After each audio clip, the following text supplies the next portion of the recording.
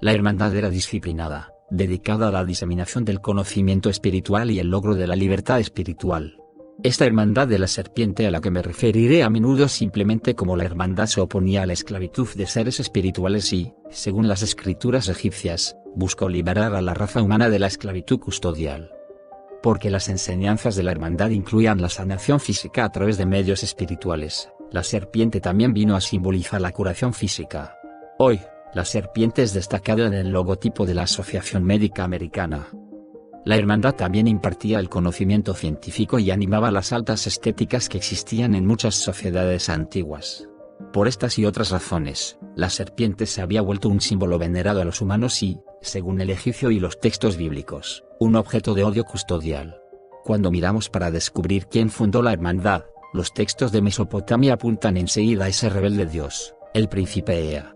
Las antiguas lápidas de Mesopotamia relacionan a Ea y a su padre, Anu, el profundo conocimiento ético y espiritual poseído. Este era el mismo conocimiento que más tarde fue simbolizado como árboles en la historia bíblica de Adán y Eva. De hecho, el símbolo del árbol bíblico vino de los trabajos prebíblicos de Mesopotamia, mostrando una serpiente enrollada alrededor del tronco de un árbol, idéntico a los retratos más tardíos de la serpiente en Edén. En la pintura mesopotámica, del árbol colgaban dos pedazos de fruta. A la derecha del árbol está el símbolo de la media luna, que es de Ea, a la izquierda, el símbolo del planeta de Anu. El dibujo indica que Enki y Anu eran asociados con la serpiente y sus enseñanzas. Esta conexión es afirmada por otros textos de Mesopotamia, en que describen el palacio de Anu los cielos como siendo custodiado por un dios del árbol de la verdad y un dios del árbol de la vida. Enki envió a un humano a que fuera educado en ese mismo conocimiento. Adapa era su nombre. Enki le dijo: vas a ir ante Anu, el rey. El camino al cielo tomarás. Cuando al cielo hayas ascendido, y llegues a la verja de Anu, el portador de vida y el cultivador de verdad, por la verja, Anu estará parado. Por consiguiente, encontramos que has llamado como el reputado culpable que intentó enseñar al hombre temprano Adán el camino a la libertad espiritual. Esto sugiere que Ea tenía la intención que el Homo sapiens, su creación, fuera adecuado para la labranza de la tierra, pero en algún punto, él cambió su manera de pensar acerca de usar la esclavitud espiritual como un medio. Si Enki fue una verdadera personalidad histórica, como lo enseñan los sumerios, entonces era el probable líder de la hermandad en su fundación en la tierra. La hermandad puede haber adoptado la serpiente como su logotipo, porque se decía que la primera casa de Ea en la tierra había sido construida cerca de un pantano infestado de serpientes, que Ea llamaba el pantano de la serpiente. Otra posible explicación para el logotipo de la serpiente es ofrecida por el señor Sitchin, quien dice que la palabra bíblica para serpiente es Naas, que viene de la palabra raíz NHSH, significando descifrar, averiguar. A pesar de todas sus buenas intenciones registradas, el legendario Enki y la hermandad de la serpiente, claramente no liberaron a la raza humana. Los antiguos mesopotámicos, egipcios, y los textos bíblicos revelan que la serpiente fue rápidamente derrotada por otras facciones custodios. La Biblia nos informa que la serpiente del jardín de Edén fue vencida antes de que pudiera completar su misión y darles a Adán y Eva la fruta del segundo árbol. Enki, quien también fue simbolizado como una serpiente, fue desterrado a la tierra y fue extensivamente villanizado por sus oponentes, para asegurar que nunca más pudiera afianzar un extendido número de seguidores entre los seres humanos. El título de Enki fue cambiado, de príncipe de la tierra a príncipe de la oscuridad. Fue también etiquetado con otros horribles epítetos: Satanás, el diablo, la encarnación del mal, monarca del infierno, señor de la chusma, príncipe de los mentirosos, y más. Él fue retratado como enemigo mortal del Ser Supremo y como guardián del infierno. Se les enseñó a las personas que sus únicas intenciones eran esclavizar espiritualmente a todos, y que todo malo en la tierra era causado por él. A los humanos se les animó a detectarlo en todas sus vidas futuras, y para destruirlo a él y a sus creaciones donde quiera que fuera descubierto. Todas las creencias y prácticas en nombre de sus varias denominaciones, satanismo, culto al diablo, etc., serían hechas tan horrendas y degradantes que ninguna persona que pensara cuerdamente quisiera tener algo que ver con ellas. Él y sus seguidores serían vistos por los seres humanos nada más que con sumo aborrecimiento. Este es por no decir realmente que Enki fue retratado por los antiguos sumerios como un santo. Él no lo era. Enki fue descrito en los textos mesopotámicos con claras fallas de carácter. Si Ea fuera una persona real, entonces él parece haber sido un genio que podría conseguir que se hicieran las cosas, pero era, a menudo, descuidado, no anticipándose a las consecuencias de lo que hacía para lograr sus metas. diseñando una raza de trabajadores Homo sapiens. Enki falló, al darles a sus enemigos una poderosa herramienta de represión espiritual. Enki parece haber cometido un error dándole poder a la temprana hermandad de la serpiente, la cual, después de su derrota, continuó siendo una poderosa fuerza en asuntos humanos, pero bajo la dominación de otros dioses, y se decía que Enki y la original hermandad eran opuestos. La historia indica que la hermandad se volvió, bajo sus nuevos dioses custodios, en una escalofriante arma de represión espiritual y de traición, todo el camino hasta hoy, a pesar de los esfuerzos de muchos sinceros filántropos, quienes, a través de canales de la hermandad, han intentado provocar una verdadera reforma espiritual. La hermandad de la serpiente y el dios Enki ayudó a construir una trampa para billones de seres espirituales en la tierra. ¿Cómo comenzaremos ahora a documentar cuidadosamente? La hermandad de la serpiente ha sido la herramienta más eficaz del mundo para conservar el estado de la humanidad como una ignorante criatura de trabajo, espiritualmente ignorante, a lo largo de toda la historia. Durante todo ese tiempo, y continuando hoy, la hermandad y su red de organizaciones han permanecido íntimamente atadas al fenómeno extraterrestre. Esta corrupción de la hermandad, y su aplastante efecto que tendría en la sociedad humana, ya era claro por el año 2000 a.C., en el antiguo Egipto.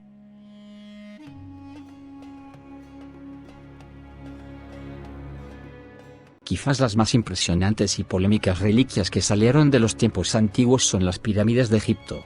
Los restos de por lo menos 70 a 80 de esas estructuras están esparcidas a todo lo largo de la región superior del Nilo, como silenciosos recordatorios de la una vez poderosa civilización. La pirámide egipcia más grande y más famosa es la pirámide de Keops. Está de pie hoy al lado de algunos otros en una meseta elevada en Gizeh, Egipto. Las dimensiones de esta pirámide son impresionantes. Sobresale 500 pies de altura casi y cubre 13 acres de tierra en su base. Construido en piedras que pesan un promedio de 2 toneladas cada una, la estructura entera se estima que pesa 5.273.834 toneladas. Una notable característica de que hace de la Gran Pirámide una de las 7 maravillas del mundo antiguo es la precisión de su construcción. Las piedras de la pirámide están tan perfectamente cortadas que una hoja de papel no puede ser insertada entre los bloques, en muchos lugares. Esta precisión, acoplada con el enorme volumen de la estructura, ayuda a contar acerca de la larga vida y durabilidad de la pirámide. La pirámide fue construida para durar. Quizás el misterio más grande que rodea la Gran Pirámide es su propósito. Se piensa que la mayoría de las pirámides han sido las tumbas para entierros. La historia nos dice que la Gran Pirámide fue empleada para otros propósitos, también. Por ejemplo, algunas de sus cámaras internas habían sido usadas para ritos místicos y religiosos.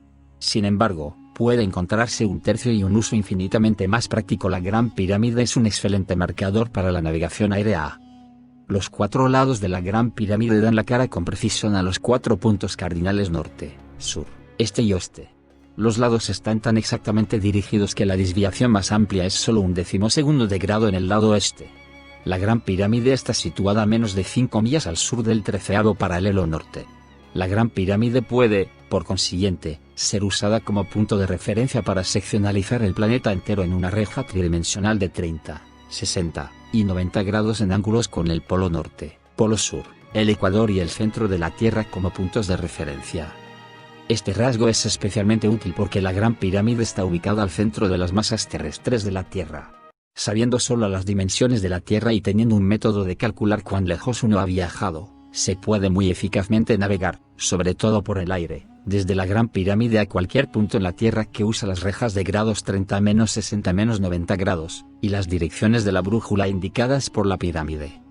La única desviación viene del hecho que la Tierra no es una esfera perfecta, sino que es ligeramente achatada en los polos y ensanchada en el ecuador. Sin embargo, esta desviación es tan ligera, que su control es solo 26.7 millas. 0,003367 o las fracciones 1/298, fácilmente se compensa. Lo interesante es que, cuando primero fue construida la Gran Pirámide, era más aún valiosa como marcador de navegación aérea de lo que es hoy, porque estaba cubierta con una capa de fina piedra caliza blanca. Los bloques de piedra caliza fueron tallados tan precisamente, que la pirámide se veía desde una distancia como si hubiera sido tallada de una sola piedra blanca. La caliza reflejaba la luz solar, haciendo visible la pirámide desde una gran distancia. Las características únicas de las pirámides de Gizeh hacen surgir interesantes preguntas acerca de esos monumentos. puesto que funcionan también para la navegación etérea, habrán sido construidas, por lo menos parcialmente, para ese propósito. Si así fuera, ¿quién podría posiblemente haber tenido uso para ellas en 2000 a.C.? Una posible pista al enigma puede estar en la Luna. El 22 de noviembre de 1966, el Washington Post presentó un titular de primera página proclamando 6 misteriosas y esculturales sombras fotografiadas en la Luna por Orbiter. La historia del Washington Post, que fue recogida después por el Times de Los Ángeles, describió una fotografía lunar sacada 2 días antes por la sonda espacial americana Orbiter 2, al pasar 22 millas sobre la superficie de la Luna. La fotografía parece revelar 6 espirales colocadas a propósito en un determinado patrón geométrico, dentro de una pequeña porción del mar de tranquilidad. La precisión de la sombra de los objetos lunares indica que son, ya sea en forma de cono o en forma de pirámide. Aunque la prensa oficial de la NASA no mencionó nada raro sobre la fotografía, otras personas encontraron el cuadro muy notable. El Dr. William Blair del Instituto Boeing de Biotecnología declaró: si las cúspides espirales cónicas realmente fueran resultado de algún evento geofísico, sería natural esperar verlos distribuidos al azar. Como resultado, la triangulación sería escalena a 3 lados desiguales o irregular, donde aquellos que tienen que ver con el objeto lunar nos llevan a un sistema basilario, con las coordenadas X, Y, Z en ángulo recto, 6 triángulos isósceles y 2 ejes que consisten en 3 puntos cada uno. La mayor parte de la piedra caliza ha ido ya, y salvo unos bloques encontrados en la base de la Gran Pirámide, el embalaje de la piedra caliza ha sido excavado lejos de las pirámides, comenzando el primer milenio después de Cristo. En la revista Argosy, el ingeniero espacial soviético, Alejandro Abromov, fue un paso más allá declarando: la distribución de estos objetos lunares es similar al esquema de las pirámides egipcias construidas por los faraones Cheops, Chefren y Menkaure en Gizeh, cerca de El Cairo. Los centros de las espirales de esta vaca arreglo de pirámides lunares está arreglado precisamente de la misma manera como los ápices puntas de las 3 grandes pirámides. Asumiendo que los Drs. Blair y Abromov no han calculado groseramente mal, aparece que algunas de las pirámides de la Tierra pueden ser parte de un sistema permanente de señal que se extiende a más de un planeta de nuestro sistema solar. El sistema podría, incluso, extenderse a Marte. Objetos parecidos a pirámides han sido fotografiados en la superficie marciana. Fotos tomadas por la misión norteamericana Viking en 1976 muestran la región marciana de Kidonia, que contiene objetos similares a pirámides y que parecen ser una enorme cara esculpida mirando hacia el cielo. Es fácil argumentar que las pirámides marcianas y la cara son formaciones naturales, no muy diferentes de algunos encontrados en la Tierra. Sin embargo, una, y posiblemente 2 otras caras han sido descubiertas en otra parte en Marte con rasgos notablemente similares, como el casco, las muescas de las mejillas, y muescas sobre el ojo derecho. Para una interesante evaluación científica de los objetos marcianos, yo recomiendo Los rasgos de la superficie marciana, por Vincent Di Pietro, Greg Molenaar y John Brandenburg. Está publicado por la Investigación de Marte. Por favor, vea la bibliografía para la dirección. Quizás igualmente interesante es el hecho que una pirámide en Miquidonia tiene un lado apuntando al norte, hacia el eje del giro marciano. ¿Es esta alineación una casualidad, o hay alguna conexión con la Gran Pirámide de Gizeh, que también está alineada según las direcciones precisas del compás? Es posible, por supuesto, que los objetos en la Luna y Marte demostrarán, después de todo, ser formaciones de roca. Las fotografías disponibles parecen inadecuadas para establecer estas formaciones como artificiales. Si fueran artificiales, está claro de los gráficos de las fotografías, que han sufrido un cierto grado de erosión. Solo una mirada más cercana durante futuras misiones a la Luna y Marte resolverán la controversia. Los objetos merecen, ciertamente, la pena una investigación más cercana, porque la Luna ha albergado fenómenos extraterrestres durante siglos, mientras incluso dentro del mar de tranquilidad. Aun cuando los objetos marcianos o lunares demuestren ser formaciones naturales, eso no cambiaría la naturaleza claramente artificial de las pirámides de la Tierra. Esto nos compele a regresar a nuestro enfoque de las pirámides de Egipto. Para quien dicen que los antiguos egipcios estaban construyendo sus magníficas estructuras. Como los antiguos mesopotámicos, los tempranos antiguos egipcios exigieron estar viviendo bajo el gobierno de dioses extraterrestres parecidos a los humanos. Los egipcios escribieron que sus dioses viajaban por los cielos volando barcos. Estos barcos fueron más tarde mitologizados, para explicar el movimiento del sol. El dios del período temprano egipcio, se decía que eran criaturas literalmente de carne y hueso, con las mismas necesidades de alimentación y albergue como los seres humanos. Se construyeron casas para ellos. Esas casas estaban amuebladas con sirvientes humanos, que más tarde se convirtieron en los primeros sacerdotes egipcios. Y según el reconocido historiador James Henry Breasted, los sirvientes más tempranos de los dioses eran hombres comunes que realizaron sus deberes sin ceremonia o ritual.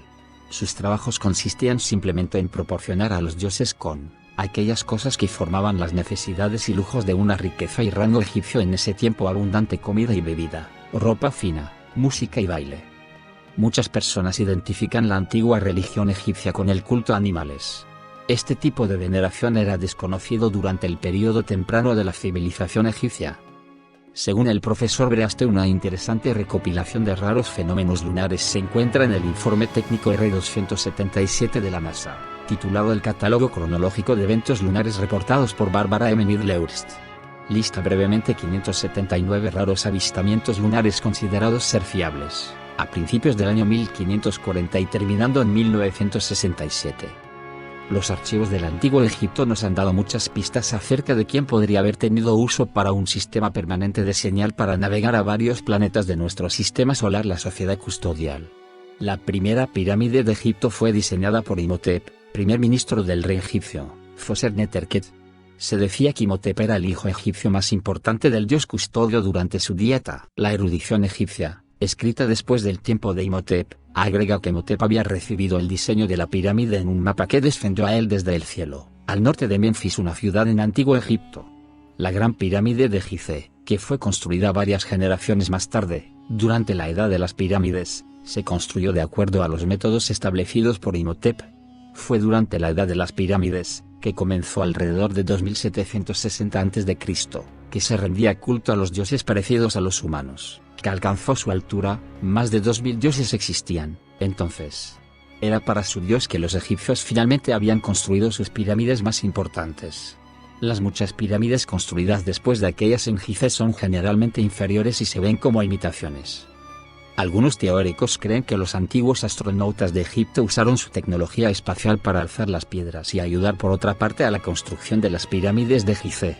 Esta hipótesis no es ni cierta ni necesaria para sostener la teoría de los antiguos astronautas. Los archivos egipcios tienden a apoyar la idea que la labor humana había provisto el músculo primario para la construcción de las pirámides. Esto habría sido siguiendo con la disputa mesopotamia, que el Homo sapiens había sido creado para ser un estanque obrero para los dioses custodios. Es escasamente sorprendente que los faraones y sacerdotes, que actuaban en nombre de Dios, a menudo eran inmensamente impopulares entre las personas egipcias. El reino antiguo k. 2685-2180 a.C. fue seguido por un período de debilidad e inquietud. Incluso la Gran Pirámide de Cheops había sido allanada por egipcios descontentos. Según el historiador Ahmed Fakri, los egipcios tanto odiaban a los constructores de las pirámides que amenazaron entrar en estas grandes tumbas y destruir las momias de los reyes. Tal aborrecimiento tan intenso, ciertamente no es sorprendente. Para hacer que fueran construidas las grandes pirámides, la sociedad egipcia fue hecha más represiva, para hacer operar a la labor humana con mayor eficiencia, como máquinas. Las ocupaciones se volvieron rígidas, por lo que era difícil moverse de un tipo de trabajo a otro. Los hombres comunes laicos dejaron de servir a los dioses, en cambio, fue erigido un impenetrable sacerdocio. Se sacrificaba la felicidad personal y los logros en nombre de la productividad obrera. El feudalismo había llegado a Egipto. Cuando los faraones estaban ocupados ayudando a convertir en esclavos a sus compañeros humanos, los dioses estaban teniendo por necios a los faraones. Imhotep, el reputado hijo del dios Ptah, instituyó el concepto del faraón como el dios rey. Este título elitista era poco apreciado por la mayoría de los egipcios. Como dioses reyes, a los faraones se les hizo pensar que ellos eran más elevados sobre las multitudes humanas trabajadoras. Los faraones fueron enseñados que si ellos cooperaban con los planes de los custodios, ellos escaparían las dificultades humanas uniéndose con los dioses en los cielos. Era simplemente una trampa. A los faraones se les permitiría escapar de la tierra solo después de que hubieran muerto. Se les enseñó a los faraones la tonta idea de que si ellos preservaban cuidadosamente sus cuerpos muertos, estos cuerpos serían regresados a la vida y ellos podrían unirse con los dioses custodios en los cielos. Algunos faraones, como Cheops, también enterraron grandes botes de madera cerca de sus tumbas. Según algunos estudiosos, los faraones creyeron que sus botes enterrados barcas solares, mágicamente serían exhumados y dotados del mismo poder que causaba que los barcos de los dioses volaran. Los faraones creían que ellos serían llevados rápidamente después de la muerte, en sus barcos de madera mágicamente impulsados a la casa de los dioses en los cielos. Aunque las técnicas de preservación egipcias eran bastante buenas, está claro que las mentes de los faraones estaban siendo llenadas con cosas sin sentido. Los barcos solares de madera, por supuesto, nunca volaron. Pocos, si acaso, cuerpos momificados de los grandes dioses reyes alcanzaron los cielos. En cambio, muchas momias se han vuelto curiosidades macabras de museo, excitación de las multitudes humanas, que los faraones esperaron tan fervorosamente escapar.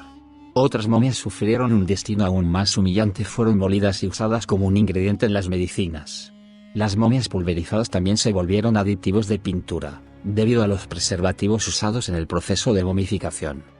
El enigma es por qué los faraones creyeron el chiste cruel que se había perpetrado en ellos. Algunos historiadores sugieren que la momificación era un esfuerzo por imitar el ciclo de vida de la mariposa.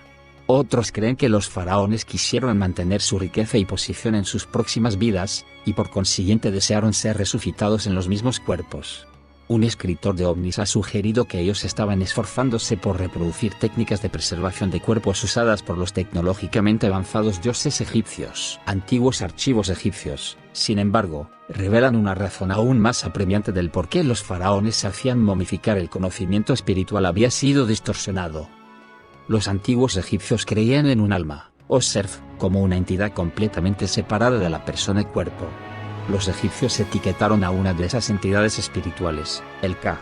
Los egipcios creían que el Ka, no el cuerpo, era una de las entidades espirituales que constituían a la verdadera persona, y que el propio cuerpo no tenía personalidad o inteligencia sin una entidad espiritual. Sin embargo, a este punto de vista, generalmente iluminado, se le dio una falsa distorsión. A los egipcios les hicieron creer que el bien espiritual del Ka después de la muerte dependía de que el Ka mantuviera contacto con un cuerpo físico. Según el historiador Fakri, el egipcio quería que su Ka pudiera reconocer su cuerpo después de la muerte y ser reunido con él. Por esta razón sentía que era muy importante tener su cuerpo conservado. Esto es porque los egipcios momificaban sus cuerpos y eran excelentes para embalsamarlos. Los faraones, incluso, fueron un paso más allá.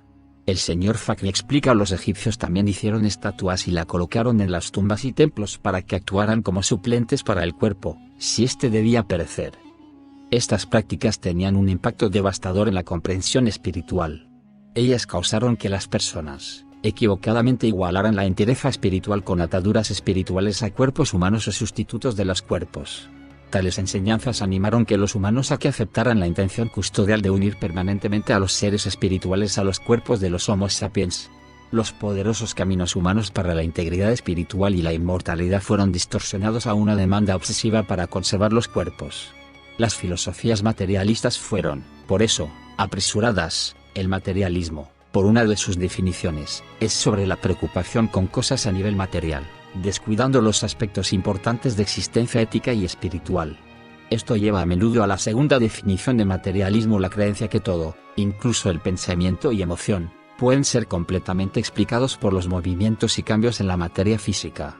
Aunque los egipcios no habían abrazado la última definición como una filosofía de vida, ellos habían ayudado al mundo a dar un paso en esa dirección. El descarrilamiento del conocimiento espiritual en Egipto fue causado por la corrupción de la Hermandad de la Serpiente, a la que pertenecieron faraones y sacerdotes. Como mencionamos antes, después de su registrada derrota hace miles de años, por sus enemigos custodios, la Hermandad continuó siendo dominante en asuntos humanos, pero a costa de volverse una herramienta custodial.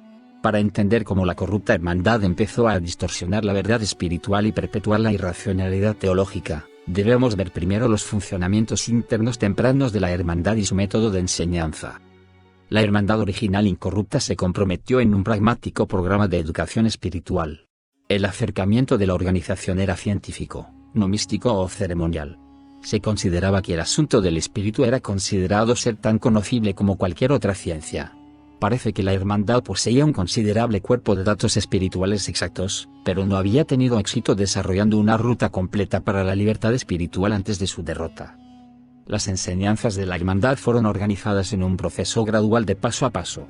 Se requería que un estudiante completara satisfactoriamente un nivel de instrucción antes de proceder al próximo. Todos los alumnos tomaban juramentos de secreto en los cuales juraban jamás revelar las enseñanzas de un nivel a ninguna persona que todavía no se hubiera graduado hasta ese nivel. Este estilo de instrucción fue diseñado para asegurar que un estudiante no intentara prematuramente intentar difíciles hazañas espirituales o que fuera agobiado con información de nivel avanzado antes de que estuviera listo para ello, de la misma manera que no se toma a un alumno de conducir a traicioneros caminos montañeses antes de que el estudiante conduzca primero por caminos más fáciles, y poco a poco ir incrementando la dificultad. Impartiendo el conocimiento espiritual de esta manera, será efectivo mientras los niveles estén abiertos para todos. Cuando se ponen restricciones arbitrarias o cubiertas de quien pueda tener acceso a las enseñanzas, ya sea a través de sobreregulación, elitismo, o poniendo condiciones casi imposibles para la admisión, el sistema de cambios graduales de niveles secretos, se convierte, de ser una herramienta educativa, a ser un instrumento de represión espiritual. La hermandad se sometió exactamente a tales cambios. Las enseñanzas de la hermandad en el antiguo Egipto antiguo eran organizadas hacia una institución conocida como las escuelas de misterio. Las escuelas suministraron a los faraones y sacerdotes con la mayor parte de su educación científica, moral y espiritual, según el Dr. H. Spencer Lewis, fundador de la Orden Rosacruz, son sede en San José, California. El primer templo construido para el uso de las escuelas del misterio fue erigido por el faraón Cheops. La Orden Rosacruz es uno de los sistemas místicos que surgieron de las enseñanzas de la hermandad. La Orden Rosacruz del Dr. Lewis se llama Antigua Orden Místico Rosacrucis Amorc para abreviar. Amorc fue fundada a principios de 1900. Es mejor conocida hoy por el Museo Egipcio Popular que posee y opera en San José, California. Hay otra orden rosacruciano-americana con sede en el pueblo cuáquero, Pensilvania. Se llama la Fraternidad de la Cruz Rosada, o la Fraternidad Rosacruciana en América. La Fraternidad Rosacruciana en Quakertown no reconoce a Amorc como un cuerpo rosacruciano válido. En los 1930 y 1940, R. Swinburne Clymer, el supremo gran maestro de la Fraternidad Rosacruciana en Quakertown, publicó varias escrituras que denunciando a Amorc. Tanto el Dr. Clymer como el Dr. Lewis exigen que su organización es el verdadero sistema Rosacruz. En este libro, yo he utilizado una investigación histórica extensa de ambos, el Dr. Clymer y el Dr. Lewis. Cuando yo cito a cualquiera de ellos por nombre como fuente de información histórica, no estoy tomando partido en su controversia. Dentro de aquellas paredes del templo, el conocimiento espiritual sufría el deterioro que causó que los faraones momificaran sus cuerpos y enterraran los barcos de madera. Según la antigua erudición egipcia, las enseñanzas distorsionadas de las escuelas del misterio fueron decreadas por el Gran Maestro, Ra, un importante dios custodial. Las escuelas de misterio no solo distorsionaron el conocimiento espiritual, ellos restringieron grandemente el acceso público a cualquier verdad teológica que todavía sobrevive. Solo los faraones, sacerdotes, y unos otros a quienes juzgaron dignos fueron aceptados en las escuelas. Se les exigió a los iniciados que hicieran votos solemnes de no revelar esta sabiduría secreta a ninguna persona extraña a la orden lo que se les enseñaba. A los estudiantes se les amenazaba con horribles consecuencias si rompían este voto. Estas restricciones fueron establecidas para prevenir un mal uso del conocimiento de alto nivel por aquellos que podrían degradar este conocimiento o usarlo dañinamente, según informes recibidos. Mientras esta es una legítima razón para desarrollar los resguardos, las restricciones impuestas por las escuelas de misterio fueron mucho más lejos de la simple seguridad. Se les negaba acceso a la membresía a grupos enteros sociales y profesionales ocupacionales. La vasta mayoría de la población humana no tenía esperanza alguna de entrar en las escuelas. Su acceso a cualquier conocimiento espiritual sobreviviente fue, por consiguiente, severamente limitado. La bíblica espada rotatoria previniendo el acceso al árbol del conocimiento estaba siendo puesta en el lugar por aquellos que ejecutaron las escuelas de misterio. Las escuelas del misterio causaron que el conocimiento espiritual se evaporase de otra manera. Las escuelas prohibían a sus miembros grabar físicamente la mayor parte de las enseñanzas avanzadas. Se les exigió a los iniciados que relevaran oralmente la información. No hay manera más rápida de que se pierda la sabiduría conocimiento, que prohibir que sea documentado. No importa cuán sinceras y bien entrenadas sean las personas, la información puramente verbal invariablemente producirá cambios a las ideas que están siendo reveladas. Con una palabra sustituida aquí y una frase omitidas allá, la precisión semántica necesitada para comunicar un principio científico exacto, se perderá. Esta es una manera que una ciencia funcional puede rápidamente degradarse a una insostenible superstición. Al transcurrir el tiempo, la hermandad se volvió tan restrictiva que excluyó de la membresía a la mayoría de los propios sacerdotes de Egipto. Esto fue especialmente verdad durante el reino del rey Tutmosis III, quien gobernó aproximadamente 1200 años después de Cheops. Tutmosis es mejor conocido por sus aventuras militares que extendieron el imperio egipcio a su mayor tamaño. Según el Dr. Lewis, Tutmosis III tomó el paso final de transformar la hermandad en una orden completamente cerrada. Él estableció reglas y regulaciones todavía usadas hoy en día por algunas organizaciones de la hermandad, según informes recibidos. Los cambios en la hermandad continuaron. Menos de 100 años después del reino de Tutmosis, su descendiente, el rey Akenatón, pasó el último año de su vida de 28 años transformando las enseñanzas de la hermandad en símbolos místicos. Los símbolos de Akenatón fueron intencionalmente diseñados para ser incomprensibles a todos excepto a aquellos miembros de la hermandad a quienes les enseñaban los significados de los símbolos secretos. La hermandad creó este nuevo sistema de imágenes visuales ostensiblemente para ser un idioma universal de iluminación espiritual, que trasciende los idiomas humanos, y para prevenir el mal uso del conocimiento. En el hecho real, la intención era crear un código secreto diseñado para hacer inalcanzable el conocimiento espiritual a todos, excepto a aquellos admitidos en la cada vez más élite de la hermandad, y al parecer, para borrar eventualmente todo el conocimiento espiritual. La traducción de datos espirituales en símbolos bizarros e incomprensibles ha provocado que las gentes honestas traten de decodificar los símbolos alterados, en demanda de verdades espirituales que pueden, y deben ser comunicadas en un idioma cotidiano, comprensible para cualquiera. A pesar de la obvia sinceridad de Akenatón, nosotros descubrimos que la transformación del conocimiento espiritual en un sistema de símbolos oscuros, ha tenido un impacto devastador en la sociedad humana. Esta manera de divulgar el conocimiento espiritual fue diseminado a lo largo del mundo por los miembros de la hermandad. Todo el conocimiento de naturaleza espiritual se volvió mal identificado con símbolos raros y misterio. Esta mal identificación es tan fuerte hoy que hoy, casi todos los estudios espirituales y fenómenos espirituales se amontonan casi todos en clasificaciones deshonradas como ocultismo, espiritualismo y brujería. Los esfuerzos hace miles de años de mantener el conocimiento espiritual fuera de las manos del profano casi ha destruido completamente la credibilidad y utilidad de ese conocimiento. El simbolismo de la hermandad era otra pieza de la espada rotativa bíblica de bloqueando el acceso humano al conocimiento espiritual. Ha dejado solo confusión, ignorancia y superstición, que han venido a caracterizar tanto en el campo ahora. Akenatón presidió sobre otro importante desarrollo en la hermandad. Aunque el joven gobernante había viajado pobremente como líder político, él logró la fama eterna por sus esfuerzos a abanderar la causa del monoteísmo, es decir, el culto de un uno solo Dios. El monoteísmo era una hermandad que enseñaba, y muchos historiadores citan a Akenatón como la primera figura histórica importante para promulgar ampliamente el concepto. Ayudar en el establecimiento del nuevo monoteísmo de la hermandad, Akenatón movió la capital de Egipto a la ciudad de El Amarna. Él también relocalizó ahí el templo principal de la hermandad.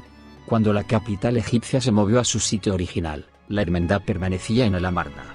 Esto señalizó un importante quiebre entre el sacerdocio establecido de Egipto, que se resistió al monoteísmo de Akenatón, y la hermandad muy exclusiva que ya no admitió a la mayoría de los sacerdotes como miembros. El antiguo imperio egipcio eventualmente se deterioró y desapareció. La hermandad de la serpiente viajó mucho mejor. Sobrevivió y se extendió, enviando misioneros y conquistadores fuera de Egipto, quienes establecieron ramas y vástagos de la hermandad a lo largo del mundo civilizado.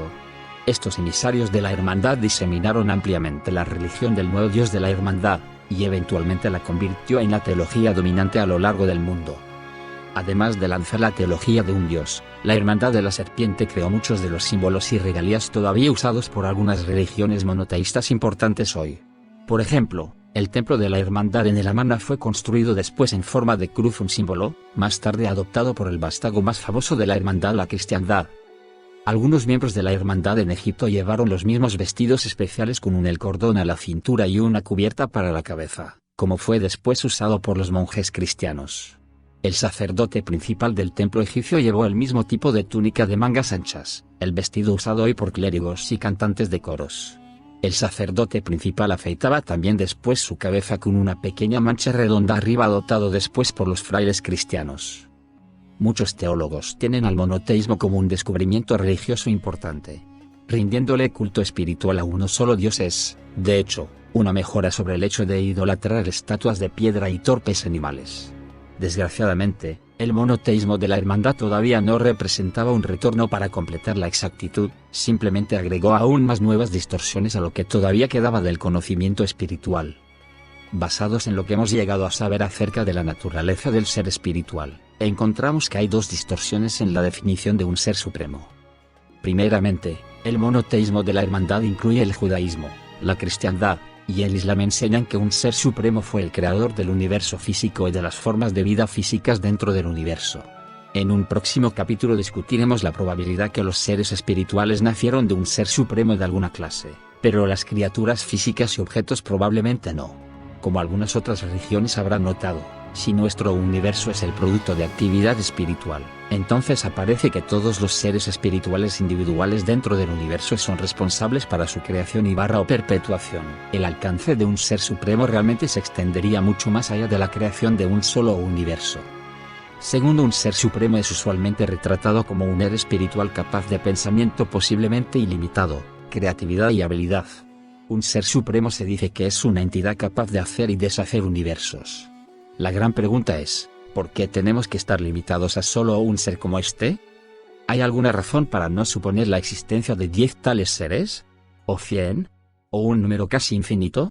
Parece que la definición de la hermandad de un solo Dios, realmente describe el potencial nativo de cada ser espiritual, incluyendo a esos seres espirituales que animan cuerpos humanos en la Tierra. La verdadera naturaleza y capacidades de cada ser espiritual estarían, por consiguiente, escondidas por las doctrinas que declaran que solo un ser supremo puede disfrutar la pura existencia espiritual y el potencial espiritual ilimitado. El monoteísmo de la hermandad realmente solo impediría la recuperación espiritual humana y les impediría a las personas asirse del verdadero, y probablemente mucho más amplio alcance de un ser supremo. El monoteísmo de la hermandad era otra pieza de la bíblica espada rotatoria para prevenir el acceso al conocimiento espiritual. También les permitió a los custodios elevar, entonces, grandemente su propio estado. Como parte de su nuevo monoteísmo, la hermandad empezó a enseñar la ficción que miembros de la raza custodial eran manifestaciones físicas de un ser supremo. En otros términos, los custodios empezaron pretendiendo que ellos y sus naves eran uno solo Dios. La historia registra que usaban una extraordinaria violencia para hacer creer al Homo sapiens esa falsedad. Pocas mentiras han tenido un impacto tan devastador en la sociedad humana, sin embargo se volvió una primera misión de la hermandad corrompida, desde el tiempo de Akenatón hasta el día moderno, para hacer creer a los humanos que los custodios y sus naves eran Dios. El propósito de esta ficción era dar fuerza a la obediencia humana y mantener el control custodial sobre la población humana. En ningún caso está más claro, o los resultados son más visiblemente trágicos, que en la historia bíblica de los antiguos hebreos y su único Dios llamado Jehová. Si te gustó el video, dale like, suscríbete y compártelo. Muchas gracias.